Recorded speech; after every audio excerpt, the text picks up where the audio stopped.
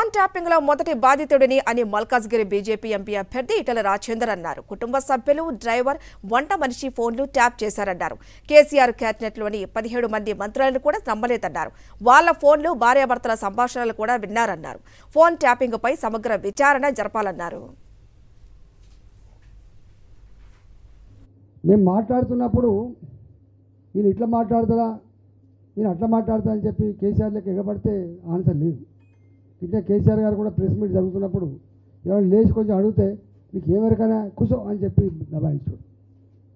లేకపోతే బయట వాళ్ళు ఏం మాట్లాడుతున్నారో తెప్పించుకొని వాళ్ళని పగబట్టే కల్చర్ ఉండే.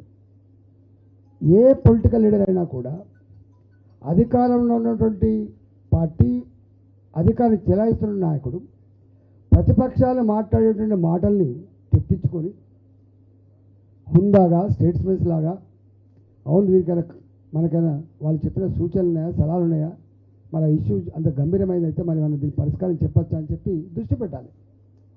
కానీ ఎందుకో నేను చూస్తున్నా, ఆనాడు కేసీఆర్ గారు దాన్ని సహించలేదు, ఇవాళ రేవంత్ రెడ్డి గారు కూడా దాన్ని సహిస్తున్నట్టు కనపడతలేదు.